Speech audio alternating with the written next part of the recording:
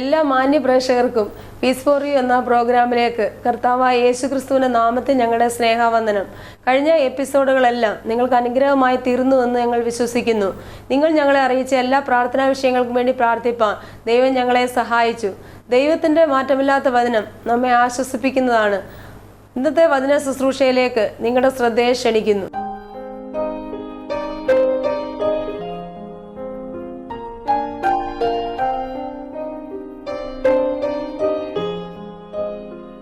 കർത്താവായ യേശുക്രിസ്തുവിൻ്റെ ധന്യനാമത്തിൽ എല്ലാ മാന്യ പ്രേക്ഷകർക്കും സ്നേഹവന്ദനങ്ങളെ അറിയിക്കുന്നു.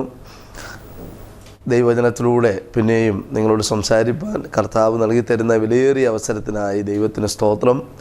പീസ് ഫോർ യു പ്രോഗ്രാം അനേകർക്ക് അനുഗ്രഹമായി മാറുന്നതിനായി ദൈവത്തെ സ്തുതിക്കുന്നു. ഇന്നത്തെ ദൈവവചന ചിന്ത നിങ്ങളുടെ ജീവിതത്തിൽ അനുഗ്രഹത്തിന് കാരണമായി തീരുവാൻ കർത്താവ് സഹായിക്കട്ടെ. ഇന്നത്തെ വചന ചിന്തയ്ക്ക് ആധാരമായിട്ട് ഒരു വാക്യം വായിച്ച് കേൾക്കാം. യെശയ്യാ പ്രവാചകൻ്റെ പുസ്തകം 10-ാം അധ്യായം അതിൻ്റെ 27-ാം വാക്യം നമുക്ക് വായിച്ച് കേൾക്കാം. അന്നാളിൽ അവൻ്റെ ചുമട് നിന്റെ തോളിൽ നിന്നും അവൻ്റെ നുകം നിന്റെ കഴുത്തിൽ നിന്നും നീങ്ങിപ്പോകും. പുഷ്ടി നിമിത്തം നുകം തകർന്നു പോകും. ആ വചനത്തിലൂടെ നമുക്ക് മനസ്സിലാക്കുവാനായിട്ട് കഴിയുന്നത് വലിയൊരു നുകം ദൈവജനത്തിനു മേൽ വെച്ചുകൊണ്ട് അന്നത്തെ ശത്രു സൈന്യമായിരുന്ന അശൂർ എന്ന് പറയുന്ന ഒരു രാജ്യത്തുള്ളതായ ആ സൈന്യം അല്ലെങ്കിൽ അവിടെയുള്ളതായ ആ രാജാവും കൂട്ടരും ദൈവജനത്തെ ഭാരപ്പെടുത്തുവാൻ ദൈവജനത്തിന് പ്രതികൂലമായി നിന്നുകൊണ്ട് അവരെ ഭാരപ്പെടുത്തുന്ന അവരെ പ്രയാസത്തിലേക്ക് നയിക്കുന്നതായ ഒരു ഭാഗമാണ് നമ്മൾ യെശയ്യാ പ്രവചനത്തിലൂടെ വായിച്ച് കേൾക്കുവാനിടയായി തീർന്നത്. ഇസ്രായേൽ എന്ന് പറയുന്ന ദൈവജനത്തിന് വിരോധമായിട്ട് പല കാലഘട്ടങ്ങളിൽ പല ശത്രു സൈന്യം എഴുന്നേൽപ്പാനിടയായി തീർന്നിട്ടുണ്ട്. എന്നാൽ അവർക്ക് മുൻപിൽ വരുന്നതായ പ്രതികൂലങ്ങൾ, അവരുടെ മുൻപിൽ വരുന്നതായ പ്രതിസന്ധികൾ വരുന്നതിന് മുന്നമേ തന്നെ ദൈവദാസന്മാരെ അയച്ച് പ്രവാചകന്മാരെ അയച്ച് അവരോട് ദൈവത്തിൻ്റെ ആത്മാവ് ആലോചന കൊടുക്കാറുണ്ട്. ഇന്നൊരു പ്രതികൂലം വരുന്നു, ഇന്നൊരു പ്രതിസന്ധി വരുന്നു, അതുകൊണ്ട് നിങ്ങൾ ക്രമീകരിക്കേണ്ട മണ്ഡലങ്ങൾ ക്രമീകരിച്ചാൽ, നിങ്ങൾ മാറ്റേണ്ട പാപ സ്വഭാവങ്ങൾ മാറ്റിയാൽ ഞാൻ ആ പ്രയാസം മാറ്റിത്തരാം, അല്ലെങ്കിൽ ഞാൻ ആ പ്രവാസം മാറ്റിത്തരാം, അല്ലെങ്കിൽ ആ യുദ്ധം ഞാൻ ഒഴിവാക്കി തരാമെന്നൊക്കെ വേദപുസ്തകത്തിൽ നമുക്ക് വായിച്ച് മനസ്സിലാക്കുവാനായിട്ട് കഴിയുന്നുണ്ട്.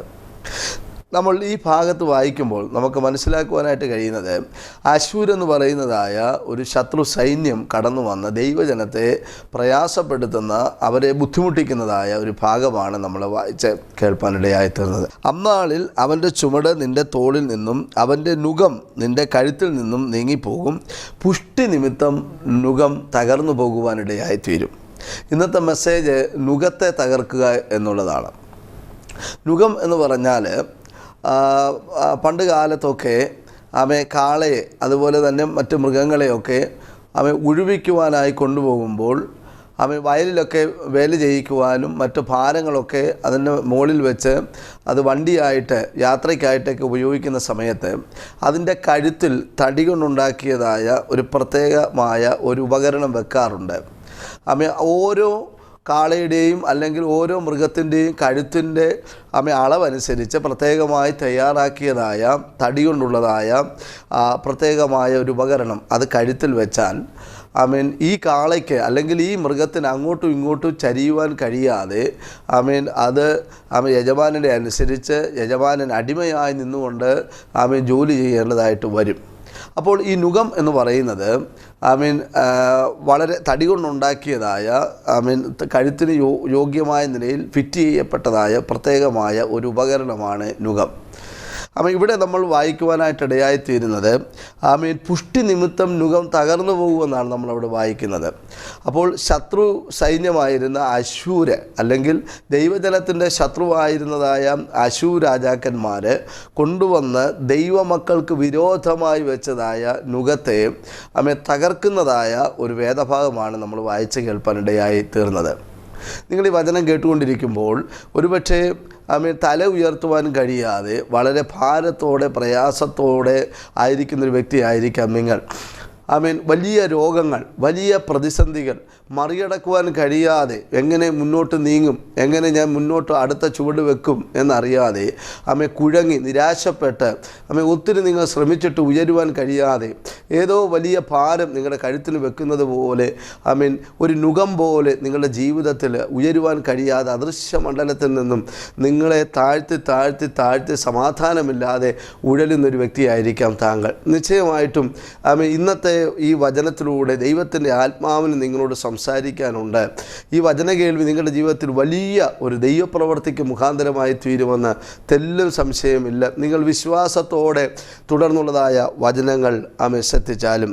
നോക്കുക, നമ്മൾ വായിച്ചതായ യെശയ്യാ പ്രവചനം തന്നെ 10-ാം അധ്യായം അതിൻ്റെ 24-ാം വാക്യം നമുക്ക് വായിച്ച് കേൾക്കാം. 24-ാം വാക്യം: അതുകൊണ്ട് സൈന്യങ്ങളുടെ യഹോവയായ കർത്താവ് ഇപ്രകാരം അരുളിച്ചെയ്യുന്നു, സിയോനിൽ വസിക്കുന്ന എൻ്റെ ജനമേ, അശൂർ വടികൊണ്ട് നിന്നെ അടിക്കുകയും മിസ്രൈമിലെ വിധത്തിൽ നിന്റെ നേരെ ചൂരൽ ഓങ്ങുകയും ചെയ്താലും നീ അവനെ ഭയപ്പെടേണ്ട.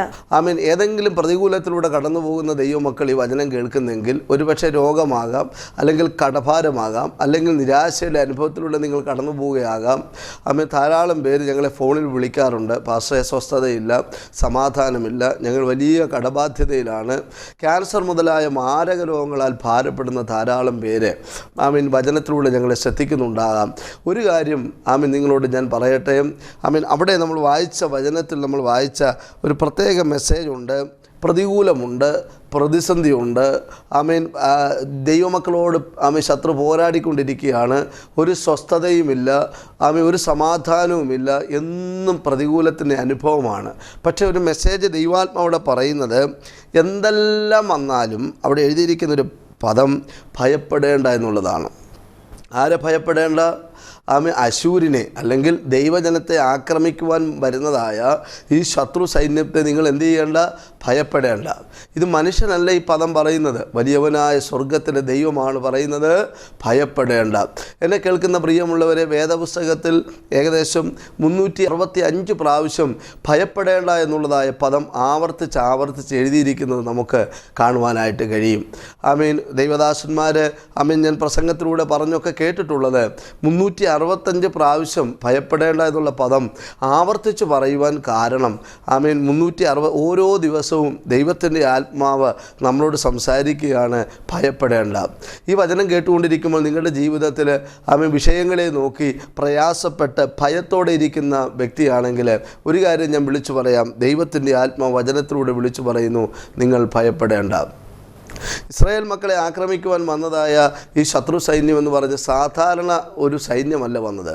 അശൂർ സൈന്യം എന്ന് പറഞ്ഞാൽ വളരെ ശക്തരായ, വളരെ കഠിന ഹൃദയമുള്ള, ചരിത്രങ്ങളൊക്കെ പഠിച്ചാൽ നമുക്ക് മനസ്സിലാക്കുവാൻ കഴിയുന്നത്, പിഞ്ചു കുഞ്ഞുങ്ങളെയൊക്കെ പിടിച്ച് ഭിത്തിയിലൊക്കെ അടിച്ച് കൊല്ലുമ്മ, യാതൊരു അനുകമ്പയുമില്ലാത്ത, വളരെ ക്രൂരത പ്രവർത്തിക്കുന്നതായ ഒരു വലിയ സൈന്യത്തോടുള്ള ബന്ധത്തിൽ ദൈവമക്കൾക്ക് വിരോധമായി നിൽക്കുമ്പോഴാണ് ഈ സന്ദേശം പറയുന്നത്, ഭയപ്പെടേണ്ട. ഇത് ചിലരോടുള്ള മെസ്സേജാണ്. ഈ ടി വിയിലൂടെ, പ്രോഗ്രാമിലൂടെ നിങ്ങൾ ഞങ്ങളെ വീക്ഷിക്കുമ്പോൾ ദൈവത്തിൻ്റെ ആത്മാവ് നിങ്ങളോട് സംസാരിക്കുന്നു, നിങ്ങൾ ഭയപ്പെടേണ്ട. ഏത് വിഷയത്തിൽ നിങ്ങൾ ഭാരപ്പെട്ടിരുന്നാലും നിങ്ങൾ ഭയപ്പെടേണ്ട. ദൈവ സാന്നിധ്യം നിങ്ങളോടുകൂടെ ഉണ്ട്. ദൈവത്തിൻ്റെ ആത്മാവ് നിങ്ങളോട് ഇടപെട്ടുകൊണ്ടിരിക്കുകയാണ്. നിങ്ങളെ ധൈര്യപ്പെടുത്തുന്ന ദൈവം ഈ പ്രതിസന്ധിയിൽ നിന്ന് നിങ്ങളെ കരകയറ്റുവാനായിട്ടിടയായിത്തീരും. നമുക്കൊരു വാക്യം വായിച്ച് കേൾക്കാം. 23-ാം സങ്കീർത്തനം അതിൻ്റെ 4-ാം വാക്യം വളരെ സന്തോഷം നൽകുന്നൊരു വാക്യമാണ്. നമുക്ക് വായിച്ച് കേൾക്കാം. കൂരിരുൾ താഴ്വരയിൽ കൂടി നടന്നാലും ഞാനൊരു അനർത്ഥവും ഭയപ്പെടുകയില്ല. സങ്കീർത്തനം എഴുതിയതായ ദാവീദ് പറയുകയാണ്, if I walk through the valley of the shadow of death I shall not fear any evil. നോക്ക്, അവിടെ ഇംഗ്ലീഷിൽ നമ്മൾ വായിക്കുമ്പോൾ മരണനിഴലിൻ താഴ്വരയിലൂടെ ഞാൻ നടന്നാലും എന്ന് വെച്ചാൽ മരണത്തിൻ്റെ സമീപമാണ് ആയിരിക്കുന്നത്. രോഗം എന്നെ എത്തിപ്പിടിച്ചിരിക്കുകയാണ്, എൻ്റെ കരൾ തകർന്നു പോയിക്കൊണ്ടിരിക്കുകയാണ്, എൻ്റെ ശ്വാസകോശം തകർന്നുകൊണ്ടിരിക്കുകയാണ്, എൻ്റെ ആന്തരിക അവയവങ്ങൾക്ക് പാടുകൾ വർദ്ധിച്ചു കൊണ്ടിരിക്കുകയാണ്. ഡോക്ടർമാർ പറഞ്ഞത് ചില ദിവസങ്ങൾക്കകം ഞാൻ മരിച്ചു പോകുമെന്നാണ്. നോക്കുക, മരണനിഴലിൽ താഴ്വരയിൽ കൂടി നടന്നാലും ഞാൻ ഒരനർത്ഥവും ഭയപ്പെടുകയില്ല. ഈ വചനം കേട്ടുകൊണ്ടിരിക്കുമ്പോൾ രോഗത്താൽ ഭാരപ്പെടുന്ന ആരെങ്കിലും ഉണ്ടെങ്കിൽ, മരണനിഴലിൽ താഴ്വരയിലൂടെ മരണ സമീപത്തോടെ വരുന്ന അനുഭവമാണെങ്കിൽ, മരണത്തിൻ്റെ ഗന്ധം നിങ്ങൾ ശ്വസിക്കുന്നുണ്ടെങ്കിൽ, വചനത്തിലൂടെ ദൈവാത്മാവ് വിളിച്ചു പറയുന്നു, ഒരിക്കലും നിങ്ങൾ ഭയപ്പെടരുത്, ദൈവത്തിന് നിങ്ങളെ വിടുവിപ്പാനായിട്ട് കഴിയും. ദൈവത്തിന് സ്തോത്രം. വേദപുസ്തകത്തിൽ നമ്മൾ വായിക്കുന്ന മറ്റൊരു ഭാഗത്ത് നമ്മൾ വായിക്കുന്ന മത്തായിയുടെ സുവിശേഷം 10-ാം അധ്യായം 31-ാം വാക്യത്തിൽ നമ്മൾ ഇങ്ങനെ വായിക്കുന്നുണ്ട്, എന്നാൽ നിങ്ങളുടെ തലയിലെ രോമവും എല്ലാം എണ്ണപ്പെട്ടിരിക്കുന്നു. അവിടെ നമ്മൾ വായിക്കുന്നത് ഇങ്ങനെയാണ്, നിങ്ങൾ ഭയപ്പെടേണ്ട, നിങ്ങളുടെ തലയിലെ തലമുടി നാരുകൾ എല്ലാം എണ്ണപ്പെട്ടിരിക്കുന്നു നമ്മൾ വായിക്കുന്നത്. ഇംഗ്ലീഷ് എഴുതിയിരിക്കുന്നത് even your all hairs of head are in numbered എന്നാണ്. നിങ്ങളുടെ തലയിലെ തലമുടികളെല്ലാം എണ്ണമിട്ടിരിക്കുന്നെന്നാണ്. ദൈവത്തിന് സ്തോത്രം ചെയ്യുന്നു. നമ്മുടെ തലയിൽ തലമുടി എത്രയുള്ളതെന്ന് നമുക്കറിഞ്ഞുകൂടാ, പക്ഷേ വലിയവനായ സ്വർഗത്തിലെ ദൈവത്തിനറിയാം. അത് 1, 2, 3, 4, 5, 6 എന്നിങ്ങനെ സ്വർഗത്തിലെ ദൈവം നമ്പറിട്ട് വെച്ചിരിക്കുകയാണ്. ആ തലയിലെ ഒരു തലമുടി നാര് നിലത്ത് വീണു പോകുമ്പോൾ ദൈവം അറിയാതെ അത് നിലത്ത് വീണു പോവുകയില്ലെന്ന് വേദപുസ്തകം പറയുന്നു. അങ്ങനെയെങ്കിൽ നിശ്ചയമായിട്ട് നിങ്ങളുടെ ജീവിതത്തിൽ എന്തെങ്കിലും പ്രയാസങ്ങളോ ഭാരങ്ങളോ വരണമെങ്കിൽ ദൈവം അറിയാതെ അത് സംഭവിക്കുകയില്ല. ഈ വചനം കേട്ടുകൊണ്ടിരിക്കുമ്പോൾ നിങ്ങൾ യേശുവിനോട് പ്രാർത്ഥിക്കാൻ തുടങ്ങി, യേശുവിൽ നിങ്ങൾ വിശ്വസിക്കുക. ഭയപ്പെടേണ്ട എന്നുള്ള മെസ്സേജ് നിങ്ങളോട് കർത്താവ് കൈമാറുകയാണ്. വളരെ പ്രതിസന്ധിയിലൂടെ നിങ്ങൾ പോയിക്കൊണ്ടിരിക്കുകയാണ്, സമാധാനമില്ലാത്ത അനുഭവത്തിലൂടെ നിങ്ങൾ പോയിക്കൊണ്ടിരിക്കുകയാണ്. എന്നാൽ വചനത്തിലൂടെ ശക്തമായി ദൈവത്തിൻ്റെ ആത്മാ നിങ്ങളോട് പറയുന്നു, ഭയപ്പെടേണ്ട. നോക്കുക, അതിൻ്റെ താഴത്തോട്ട് നമ്മൾ വായിക്കുമ്പോൾ വായിച്ച യെശയ്യാ പ്രവചനം 10-ാം അധ്യായം അതിൻ്റെ 25-ാം വാക്യം നമ്മൾ വായിക്കുമ്പോൾ നമുക്ക് ആ ഭാഗം വായിച്ച് കേൾക്കാം. 25-ാം വാക്യം, ഇനി കുറഞ്ഞോന്ന് കഴിഞ്ഞിട്ട് എൻ്റെ ക്രോധവും അവരുടെ സംഹാരത്തോടെ എൻ്റെ കോപവും തീർന്നു പോകും. അവിടെ നമ്മൾ വായിക്കുന്നത് ഇങ്ങനെയാണ്, ഇനി കുറഞ്ഞൊന്ന് കഴിഞ്ഞിട്ട്, യെറ്റ് വെരി ലിറ്റിൽ വൈൽ എന്നാണ്. കുറഞ്ഞൊന്ന് കഴിഞ്ഞിട്ട്. എന്നെ കേൾക്കുന്ന പ്രിയ സഹോദര സഹോദരി, മാതാവേ, പിതാവേ, കുഞ്ഞേ, ഇന്ന് ജീവിതത്തിൽ കടന്നു പോകുന്നതായ പ്രതിസന്ധികൾ, ഇന്നത്തെ രോഗങ്ങൾ, ഇന്നത്തെ കടബാധ്യതകൾ, ഇന്നത്തെ പ്രതികൂലങ്ങൾ, എന്താണ് ആ വചനത്തിലൂടെ പറയുന്നത്? ഇനി കുറഞ്ഞൊന്ന് കഴിഞ്ഞിട്ട് എന്ന് പറഞ്ഞാൽ വളരെ ചെറിയൊരു സമയം, ഒത്തിരി സമയം വേണ്ട, കുറഞ്ഞൊന്ന് കഴിഞ്ഞിട്ട് അല്പസമയം കഴിയുമ്പോൾ. അതിൻ്റെ അർത്ഥം ഇത്രയേ ഉള്ളൂ, ഇന്നത്തെ പ്രശ്നങ്ങളൊക്കെ താൽക്കാലികമാണ്, അതൊരിക്കലും നിലനിൽക്കുന്ന വിഷയങ്ങളല്ല. ഇന്നത്തെ രോഗങ്ങൾ താൽക്കാലികമാണ്, ഇന്നത്തെ കടബാധ്യതകളും ഇന്ന് ജീവിതത്തിൽ വരുന്ന തലമുറ സംബന്ധമായ വിഷയങ്ങളും ജോലിയിലെ പ്രയാസങ്ങളും ഒക്കെ താൽക്കാലികമാണ്, അതൊരിക്കലും നിലനിൽക്കുകയില്ല. ദൈവത്തിന് സ്തോത്രം. ഞാൻ ഇങ്ങനെ ഒരു കഥ വായിച്ചിട്ടുണ്ട്. ഒരിക്കലൊരു സന്യാസിയുടെ അടുക്കൽ ഒരു ശിഷ്യൻ കടന്നു ചെന്നിട്ട് ഇങ്ങനെ പറയുവാനിടയായി തീർന്നു, എത്ര ശ്രമിച്ചിട്ടും എൻ്റെ മനസ്സിൻ്റെ ഭാരങ്ങൾ, എൻ്റെ മനസ്സിൻ്റെ വേദനകൾ മാറുന്നില്ല, എപ്പോഴും മനസ്സാകപ്പാടെ പതറി, ചിന്തകളൊക്കെ മനസ്സിലൂടെ കടന്നു വന്ന് എൻ്റെ മനസ്സ് അസ്വസ്ഥമായിക്കൊണ്ടിരിക്കുകയാണ്, ഞാൻ എന്ത് ചെയ്യും? അപ്പോൾ ഈ സന്യാസി ഈ ശിഷ്യനോട് ഇങ്ങനെ പറയുവാനിടയായി തീർന്നു, നീ അടുത്ത് ചെന്ന് ഒരു പാത്രം കൊടുത്തിട്ട് പറഞ്ഞു, അടുത്ത പുഴയിൽ ചെന്നിട്ട് നീ ഒരു പാത്രം വെള്ളം കോരിക്കൊണ്ടുവരാൻ പറഞ്ഞു. അപ്പോൾ ഒരു വഴിയാത്ര അല്ലെങ്കിൽ ഒരു യാത്രാക്കടവിലേക്ക്, അല്ലെങ്കിൽ ആ പുഴ കടന്ന് ധാരാളം പേർ യാത്ര ചെയ്യുന്നൊരു ഭാഗത്ത് ചെന്ന് വേണം വെള്ളം കൊണ്ടുവരുവാൻ. യാത്രക്കാർ ധാരാളം അതിലെ കൂടി പോകാറുണ്ട്. അപ്പോൾ ശിഷ്യൻ അവിടെ പോയി നിൽക്കുകയാണ്. ശിഷ്യൻ കടന്നു പോയി നിന്നപ്പോൾ ഒരു കൂട്ടം ആൾക്കാർ യാത്ര ചെയ്തു പോയി, വെള്ളം ആകപ്പാടെ കലങ്ങി മറിയുവാനിടയായി. പിന്നെയും കുറച്ച് നേരം കഴിഞ്ഞപ്പോൾ അത് പോയപ്പോൾ അടുത്ത ആൾക്കാർ പോയി, പിന്നെയും പിന്നീട് ഒരു കാളവണ്ടി ഇതിലെ കൂടി പോയി. അങ്ങനെ വെള്ളം ഇങ്ങനെ ആകപ്പാടെ കലങ്ങി മറിയുവാനിടയായി തീർന്നു. നിന്ന് നിരാശനായ ശിഷ്യൻ മടങ്ങി തൻ്റെ ഗുരുവിൻ്റെ അടുക്കൽ വന്നിട്ട് ഇങ്ങനെ പറയുവാനിടയായി തീർന്നു, ഞാൻ ഒത്തിരി നേരം അവിടെ കാത്തു നിന്നിട്ടും ഈ വെള്ളം ഒന്ന് തെളിയുന്നില്ല, അതുകൊണ്ട് ഞാൻ മടങ്ങിപ്പോരുവാനിടയായെന്ന് പറഞ്ഞു. ഉടനെ ഈ ഗുരു ശിഷ്യനോട് പറഞ്ഞു, നീ കുറച്ച് നേരം കൂടി നിൽക്ക്, നീ കുറച്ച് നേരം കൂടി വെയിറ്റ് ചെയ്ത് യാത്രക്കാരെല്ലാം പോയി കഴിഞ്ഞ് അല്പനേരം ശാന്തമായിട്ട് ആ വെള്ളം ഒന്ന് അവിടെ കിടക്കട്ടെ, അതിൻ്റെ മട്ടെല്ലാം അടിഞ്ഞ് തെളിവെള്ളം മുകളിൽ വരുമ്പോൾ നിനക്ക് വെള്ളം കോരിയെടുക്കുവാനായിട്ട് കഴിയും. ഇതിലൂടെ ആ ഗുരു ശിഷ്യനെ പഠിപ്പിച്ചൊരു പാഠമുണ്ട്. പലർക്കും തിരക്കാണ്. ഒരു ദൈവപ്രവൃത്തി കാണുവാൻ, ഒരു ദൈവിക വിടുതൽ കാണുവാൻ, ഒരു കലക്കം വന്നാൽ അല്പസമയം നിങ്ങളൊന്ന് വെയിറ്റ് ചെയ്യുവാൻ തയ്യാറാകുക, എല്ലാം ശാന്തമായി തീരും. ഈ കലക്കങ്ങളെല്ലാം അടിഞ്ഞ് തെളിവായിട്ടുള്ള വെള്ളം മുകളിൽ തെളിഞ്ഞു വരുന്നത് പോലെ ജീവിതത്തിലെ അനുഭവങ്ങൾക്കെല്ലാം വ്യത്യാസം തന്ന് നമ്മളെ നടത്തുവാൻ തക്കവണ്ണം ദൈവം വിശ്വസ്തനായ ദൈവമാണ്. അവിടെ നമ്മൾ വായിക്കുന്നത് yet a very little while, കുറഞ്ഞൊന്ന് കഴിഞ്ഞിട്ട്. ഈ വചനം കേട്ടുകൊണ്ടിരിക്കുമ്പോൾ ഒത്തിരി നാളുകളായിട്ട് നിങ്ങൾ പ്രാർത്ഥിക്കുന്ന വ്യക്തിയാകാം. ദൈവമേ, എപ്പോഴാണ് എൻ്റെ ജീവിതത്തിൽ ദൈവം പ്രവർത്തിക്കുന്നത്, എപ്പോഴാണ് എനിക്ക് സൗഖ്യം വരുന്നത്, എപ്പോഴാണ് എൻ്റെ ജീവിതത്തിനൊരു വ്യതിയാനം ഉണ്ടാകുന്നതെന്നൊക്കെ നിങ്ങൾ ചിന്തിച്ച് ആകുലപ്പെടുന്ന വ്യക്തിയാകാം. എന്നാൽ വചനത്തിലൂടെ ദൈവത്തിൻ്റെ ആത്മാവ് നിങ്ങളോട് പറയുന്നത് കുറഞ്ഞൊന്ന് കഴിഞ്ഞിട്ട്, ഇനി അധികം താമസം വരികയില്ല. ദൈവത്തിന് പ്രവർത്തിക്കുവാനുണ്ട്. നിങ്ങളുടെ ജീവിതത്തെ മാറ്റുവാൻ ദൈവത്തിന് പദ്ധതിയുണ്ട്. ശത്രു എത്ര ബലത്തോടെ നിന്നാലും, ഞാൻ സാധാരണ പറയാറുണ്ട്, ലോകം മുഴുവൻ നിങ്ങൾക്കെതിരെ നിന്നാലും ദൈവം നിങ്ങളോടുകൂടെ ഉണ്ടെങ്കിൽ, ബൈബിളിൽ പറയുന്ന സൈന്യങ്ങളുടെ യഹോവ എന്നോടുകൂടെ ഉണ്ടെന്നാണ്. ദാവീദ് എപ്പോഴും പറയുന്നൊരു കാര്യമുണ്ട്, എല്ലാവരും തള്ളിക്കളയും, അപ്പനും അമ്മയും തള്ളിക്കളയും, സഹോദരന്മാർ തള്ളിക്കളയും, സ്നേഹിതന്മാർ തള്ളിക്കളയും, വീട്ടുകാരും ചാർച്ചക്കാരും എല്ലാം തള്ളിക്കളയും. എന്നാൽ ആരെല്ലാം തള്ളിക്കളഞ്ഞാലും ദൈവം നമ്മളോടുകൂടെ ഉണ്ടെങ്കിൽ, ദാവീദ് പറയും, ഒരു സൈന്യം എൻ്റെ നേരെ പാളയമിറങ്ങിയാലും എൻ്റെ ഹൃദയം ഭയപ്പെടുകയില്ല. എന്താ കാരണമെന്നറിയാമോ? ദൈവത്തിന് പ്രവർത്തിക്കാനുണ്ട്. ഇവിടെ നമ്മൾ വായിക്കുന്നത് കുറഞ്ഞൊന്ന് കഴിഞ്ഞിട്ട് ശ്രദ്ധിക്കുക, ഇന്നുള്ളതായ പ്രയാസങ്ങളെ ദൈവം മാറ്റും. വേദപുസ്തകം പഠിച്ചാൽ വെളിപ്പാട് പുസ്തകം 2-ലും 3-ലും ഒക്കെ നമ്മൾ വായിക്കുന്നൊരു കാര്യമുണ്ട്. പരീക്ഷാ സമയമുണ്ട്, പരീക്ഷാ കാലമുണ്ട്. പരീക്ഷ എന്ന് കേൾക്കുമ്പോൾ തന്നെ കുഞ്ഞുങ്ങൾക്ക് ഭയങ്കര ഭയമാണ്. കാരണം ഒത്തിരി പ്രതിസന്ധിയുള്ള, ഒത്തിരി കടമ്പകൾ കടക്കേണ്ട, അല്ലെങ്കിൽ ഒത്തിരി റിസ്ക് എടുക്കേണ്ട ഒരു മണ്ഡലമാണ് പരീക്ഷ. വേദപുസ്തകം നമ്മൾ പഠിക്കുമ്പോൾ പരീക്ഷാ സമയമുണ്ട്, പരീക്ഷാ കാലമുണ്ട്. ദൈവത്തിന് സ്തോത്രം. ദൈവത്തെ സ്നേഹിക്കുന്ന ദൈവമക്കൾക്കെല്ലാം ഇങ്ങനെയുള്ള അനുഭവങ്ങളുണ്ട്. പക്ഷേ ഒരു കാര്യം ഞാൻ വിളിച്ചു പറയാം, സ്മരണാസഭയോട് പറയുന്നൊരു കാര്യമുണ്ട്, നീ സഹിപ്പാനുള്ളത് പേടിക്കേണ്ട. 10 ദിവസം നിങ്ങൾക്ക് ഉപദ്രവം ഉണ്ടാകും. എത്ര ദിവസമാണ്? 10 ദിവസം. ദൈവത്തിൻ്റെ ആത്മാവ് പറയുകയാണ്, ഇത്ര ദിവസത്തിനകം ഞാൻ നിന്നെ വിടുവിക്കാമെന്നാണ് ദൈവം പറയുന്നത്. മറ്റൊരു സഭയോട് ദൂത് പറയുമ്പോൾ 3-ാം അധ്യായത്തിൽ പറയുന്നുണ്ട്, പരീക്ഷാകാലത്ത് ഞാൻ നിന്നെ സൂക്ഷിക്കുവാനിടയായിത്തീരും. എന്നെ കേൾക്കുന്ന പ്രിയമുള്ളവരെ, നിങ്ങളുടെ ജീവിതത്തിൽ കടന്നു വരുന്ന പരീക്ഷാ കാലഘട്ടങ്ങളിൽ, പ്രതികൂലങ്ങളുടെ സമയങ്ങളിൽ ദൈവം നമ്മളെ ഒരിക്കലും കൈവിട്ടു പോവുകയില്ല. ദൈവ സാന്നിധ്യം കൂടെ ഇരുന്ന് നിങ്ങളെ ദൈവം സൂക്ഷിക്കുവാനിടയായിത്തീരും. ആരെങ്കിലും പ്രതികൂലത്തിലൂടെ, പ്രതിസന്ധിയിലൂടെ കടന്നു പോകുന്നെങ്കിൽ വചനത്തിലൂടെ ദൈവത്തിൻ്റെ ആത്മാവ് നിങ്ങളോട് സംസാരിക്കുന്നു, നിങ്ങളെ ധൈര്യപ്പെടുത്തുവാൻ വിളിച്ചു പറയുകയാണ്, ഇന്നുള്ള വിഷയങ്ങൾ താൽക്കാലികമാണ്. സ്മരണ സഭയോടുള്ള ബന്ധത്തിൽ പറയുന്നത് പോലെ 10 ദിവസം നിങ്ങൾക്ക് ഉപദ്രവം ഉണ്ടാകും. only 10 days. ഇതുപോലെ പല വിഷയങ്ങളും ചിലപ്പോൾ 1 ദിവസം, ചിലപ്പോൾ 1 മാസം, ചിലപ്പോൾ നീണ്ടു നിന്നാൽ 1 വർഷം, ചിലപ്പോൾ വർഷങ്ങളായി നിങ്ങൾ പ്രതികൂലത്തിലൂടെ പോകുന്ന ഒരു വ്യക്തിയായിരിക്കാം. എന്നാൽ സ്വർഗത്തിലെ ദൈവത്തിന് നിങ്ങളോട് പറയുവാനുള്ള സന്ദേശം ഇതാണ്, ഒത്തിരി നുഖങ്ങൾ നിങ്ങളുടെ മേൽ വെച്ചിരിക്കുകയാണ്. നിങ്ങളുടെ കഴുത്ത് നിവരുവാൻ കഴിയുന്നില്ല. ഒത്തിരി പ്രാർത്ഥിക്കുന്നുണ്ട്, നിങ്ങൾക്ക് ഉയരുവാൻ കഴിയുന്നില്ല. എന്നാൽ ഇന്നത്തെ മെസ്സേജ് നിങ്ങളോടുള്ള ദൈവത്തിൻ്റെ ദൂതാണ്, പ്രതീക്ഷ കൈവിടരുത്. ബൈബിളിലൊരു വാക്യമുണ്ട്, നീതിമാൻ്റെ പ്രത്യാശയ്ക്ക് ഭംഗം വരികയില്ല.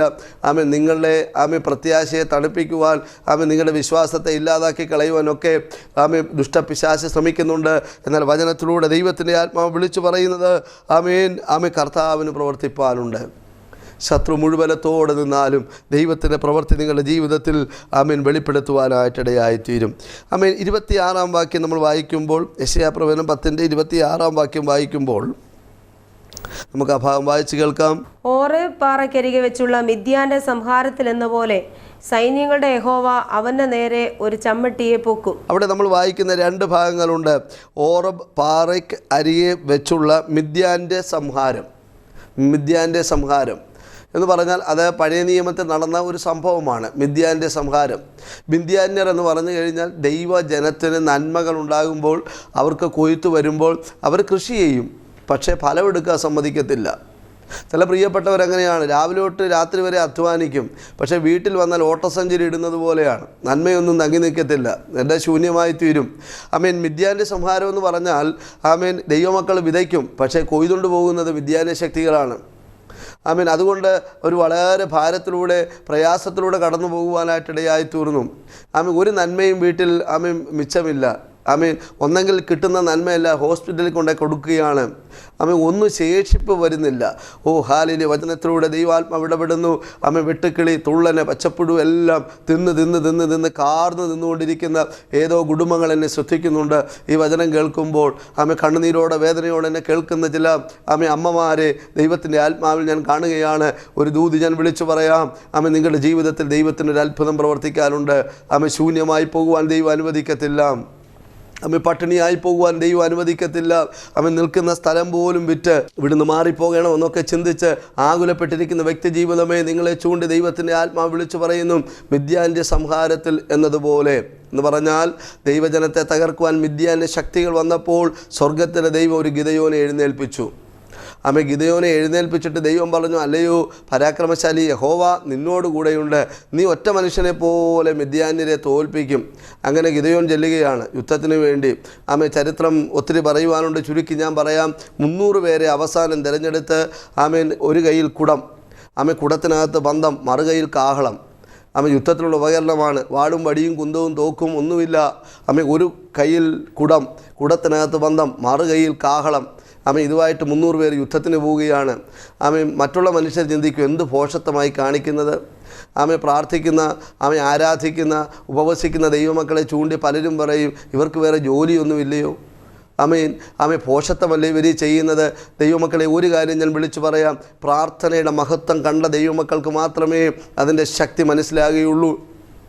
മിദ്യാന്യരെന്ന് പറയുന്ന വലിയ ശത്രു സൈന്യം ദൈവമക്കളുടെ നന്മയെ ചോർത്തിക്കളയവൻ കടന്നു വന്നപ്പോൾ ദൈവത്തിൻ്റെ ആത്മാവ് പറഞ്ഞ ആലോചനയുമായിട്ട് ഗിദെയോൻ മുന്നോട്ട് ചെല്ലുകയാണ് 300 പേരുമായിട്ട്. അവരുടെ കയ്യിലുള്ള കാര്യമാണ് ഞാൻ പറയുന്നത്. കുടം, കുടത്തിനകത്ത് ബന്ധം, മറുകൈയിൽ കാഹളം. അങ്ങോട്ട് ചെന്നു. ദൈവം പറഞ്ഞതുപോലെ കുടം ഉടച്ചു, പന്തം തെളിച്ചു, കാഹളമൂതി. ഇത്രയും ചെയ്തപ്പോൾ ശത്രു സൈന്യം ഓടിപ്പോകുവാനിടയായി തീർന്നു. എന്നെ കേൾക്കുന്ന പ്രിയമുള്ള ദൈവമക്കളെ, മിദ്യാൻ്റെ സംഹാരത്തിൽ എന്നതുപോലെ നിങ്ങളുടെ ജീവിതത്തിൽ നന്മയെ തകർക്കുന്ന ശത്രുവിനുമേൽ സ്വർഗത്തിലെ ദൈവത്തിനൊരു ജയം നൽകി തരുവാനുണ്ട്. കുടം ഉടയണം. കുടമെന്ന് പറയുന്നത് നമ്മുടെ ജഡത്തെ കാണിക്കുകയാണ്. ജഡീകമായ അനുഭവങ്ങൾ തകരണം. പന്തം തെളിക്കണം. പന്തം തെളിക്കുക എന്ന് പറഞ്ഞാൽ ആത്മാവിൻ്റെ ശക്തിയിൽ നിങ്ങൾ ബലപ്പെട്ടു വരണം. കാഹളം ഊതണം. സ്തുതി, സ്തോത്രം, പ്രാർത്ഥന ഉയരുവാനിടയായിത്തീരണം. ജയിക്കുവാൻ ഒറ്റ വഴിയേ ഉള്ളൂ. നിങ്ങൾ ഒത്തിരി ശ്രമിച്ചില്ലേ? നിങ്ങൾ കണക്കുകൂട്ടലുകളൊക്കെ ചെയ്തില്ലേ? എത്രയോ ഓഡിറ്റർമാരെ കണ്ട് കണക്കുകളൊക്കെ ശരിയാക്കി കാണും. പക്ഷേ എന്താ ശരിയാകാത്തത്? ഒന്ന് പ്രാർത്ഥിച്ച് നോക്ക്, ഒന്ന് ഉപവസിച്ച് നോക്ക്. ദൈവസന്നിധിയിൽ അല്പസമയം ഒന്ന് ഇരുന്ന് നോക്ക്. ശരിയാകാത്ത വിഷയങ്ങൾക്ക് മറുപടിയില്ലാത്ത വിഷയങ്ങൾക്ക് മറുപടി തരുവാൻ ദൈവം വിശ്വസ്തനായ ദൈവമാണ്. അടുത്തത് നമ്മൾ വായിച്ചത്, തൻ്റെ വടി സമുദ്രത്തിന്മേൽ നീട്ടും. അതും പഴയ നിയമത്തിൽ നടന്നൊരു സംഭവമാണ്. ദൈവദാസനായ മോശയുടെ നേതൃത്വത്തിൽ ദൈവജനം കടന്നു വന്നപ്പോൾ വഴിമുടക്കി ചെങ്കടൽ നിൽക്കുകയാണ്. അതിലൂടെ ആരും പോയിട്ടില്ല. ഭൂമി ഉണ്ടായ സമയം മുതൽ ചെങ്കടൽ അവിടെയുണ്ട്. ആരും അതിലൂടെ യാത്ര ചെയ്തിട്ടില്ല. പക്ഷെ ഒരു കാര്യം ഞാൻ വിളിച്ചു പറയാം. ചിലർ പറയും, വർഷങ്ങളായിട്ട് ഇതവിടെ ഉണ്ട്, എന്നെ ജനിച്ച സമയം മുതൽ ഇതുണ്ട്, എൻ്റെ കുടുംബത്തിൽ ഇതുണ്ട്, ഇത് മാറത്തില്ല. പക്ഷെ ഒരു കാര്യം പറയാം, തമ്പുരാൻ്റെ കരം പ്രവർത്തിച്ചാൽ, വടി നീട്ടിയാൽ ചെങ്കടൽ രണ്ടായി മാറ്റപ്പെടും. മാറത്തില്ലെന്ന് പറയരുത്. വഴി മുടക്കി നിൽക്കുന്ന ചില പ്രതികൂല ശക്തികളെ മാറ്റി ദൈവജനത്തിന് ചെങ്കടലിലൂടെ വഴി ഒരുക്കി അനുഗ്രഹിക്കപ്പെട്ട നിലയിൽ യാത്രകളെ ഒരുക്കി തരുവാൻ ദൈവം വിശ്വസ്തനായ ദൈവമാണ്. നാളുകളായി നിങ്ങളുടെ യാത്രയെ തടഞ്ഞ്, വിദേശ യാത്രയെ തടഞ്ഞ്, ലഭിക്കേണ്ട നന്മകളെ തടഞ്ഞ് പോരാടുന്ന പൈശാചിക മണ്ഡലങ്ങളുടെ നടുവിൽ നിങ്ങൾ പ്രാർത്ഥിക്കുവാൻ തുടങ്ങി അത്ഭുതകരമായൊരു വഴി തുറന്നു തരുവാൻ സ്വർഗത്തിലെ ദൈവത്തിന് പദ്ധതിയുണ്ട്. നോക്കുക, അതിൻ്റെ 27-ാം വാക്യം നമുക്ക് വായിച്ച് കേൾക്കാം. 27-ാം വാക്യം, യെശയ്യാവ് 10:27. അന്നാളിൽ അവൻ്റെ ചുമട് നിന്റെ തോളിൽ നിന്നും അവൻ്റെ നുകം നിന്റെ കഴുത്തിൽ നിന്ന് നീങ്ങിപ്പോവും. പുഷ്ടി നിമിത്തം നുകം തകർന്നു പോവും. 27-ാം വാക്യത്തിൽ നമ്മളിങ്ങനെയാണ് വായിച്ച് കേട്ടത്. അന്നാളിൽ. നോക്കുക, അന്നാളിൽ, അതാണ് കുറിവാക്യമായി വായിച്ചത്. In that day. നോക്കുക, വിടുതലിനൊരു ദിവസമുണ്ട്, ദൈവപ്രവൃത്തിക്കൊരു ദിവസമുണ്ട്. അതെന്നാണെന്ന് നമുക്ക് വ്യക്തമായിട്ട് അറിഞ്ഞുകൂടാ. പക്ഷെ അതുവരെയും നമ്മൾ പ്രാർത്ഥിച്ചുകൊണ്ടിരിക്കണം. അന്നാളിൽ അവൻ്റെ ചുമട് നിൻ്റെ തോളിൽ നിന്നും അവൻ്റെ നുകം നിൻ്റെ കഴുത്തിൽ നിന്നും നീങ്ങിപ്പോകും. നോക്കുക, ഉയരുവാൻ കഴിയാതെ, മുന്നേറുവാൻ കഴിയാതെ നുകം വെച്ചിരിക്കുകയാണ്. എന്നാൽ തമ്പുരാൻ പറയുകയാണ്, ദൈവപ്രവൃത്തി വെളിപ്പെടുന്ന ദിവസത്തിൽ ശത്രു വെച്ച നുകം തകർന്നു പോകുവാനിടയായിത്തീരും. നിങ്ങൾ വിശ്വസിക്കുക. ഈ വചനം കേൾക്കുമ്പോൾ നാളുകളായി, വർഷങ്ങളായി വെച്ച നുകം കാണാം. നിവരുവാൻ കഴിയാതെ, ഉയരുവാൻ കഴിയാതെ, ഒരുപക്ഷെ അത് രോഗത്തിൻ്റെ നുഖമാകാം, കടബാധ്യതയുടെ നുഖമാകാം. എന്ത് ചെയ്താലും പരാജയമാണ്. ഒരു വിജയം ജീവിതത്തിലില്ല, മനസ്സിനൊരു സ്വസ്ഥതയില്ല. ഒത്തിരി കാര്യങ്ങൾ ട്രൈ ചെയ്ത് നോക്കി, എല്ലാം പരാജയമാണ്. ചുറ്റും വഴികളെല്ലാം അടഞ്ഞിരിക്കുകയാണ്. ഇനി എങ്ങോട്ട് പോകും, എന്ത് ചെയ്യും, ഒരു വഴിയുമില്ല. എന്നാൽ ദൈവത്തിൻ്റെ ആത്മ വിളിച്ചു പറയാം, പ്രിയ സഹോദര, നീ അറിയാതെ നിന്റെ മേൽ വെച്ചിരിക്കുന്ന സാത്താൻ്റെ ഒരു നുഖമുണ്ട്. നീ ഒരിക്കലും ഉയരരുത്, നീ ഒരിക്കലും നന്മ പ്രാപിക്കരുത്.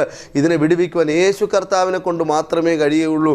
ഈ വചനം കേൾക്കുമ്പോൾ ജീവിതത്തെ യേശുവിന് വേണ്ടി സമർപ്പിച്ചാൽ നിശ്ചയമായിട്ടും വേദപുസ്തകം നമ്മളെ പഠിപ്പിക്കുന്നത്, അവിടെ പുഷ്ടി നിമിത്തം നുഖം തകർന്നു പോകുമെന്നാണ്.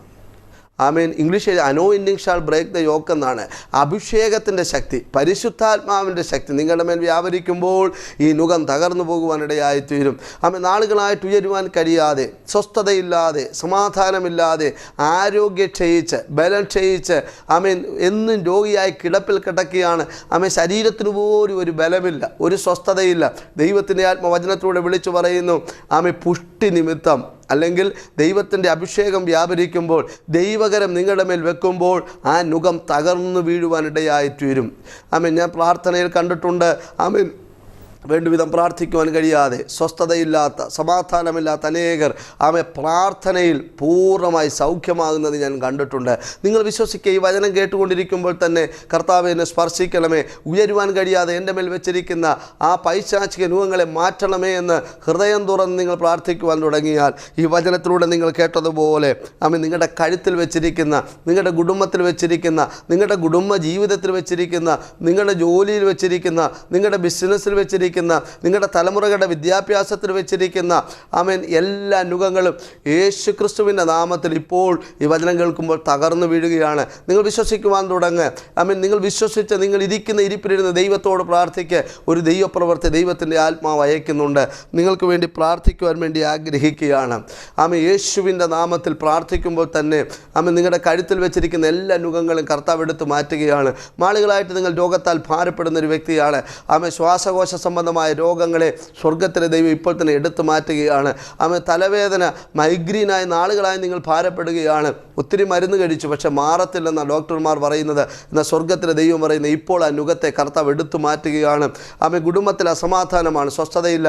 യേശുവിൻ്റെ നാമത്തിൽ ആ ഭാരങ്ങളെ കർത്താവ് എടുത്തു മാറ്റുകയാണ്. നിങ്ങളോട് എന്നോടൊപ്പം സ്തോത്രം ചെയ്ത് പ്രാർത്ഥിച്ചു. ഇപ്പോൾ തന്നെ യേശുവിൻ്റെ കരം നിങ്ങളുടെ കുടുംബത്തിലേക്ക് വെളിപ്പെട്ട് വരികയാണ്.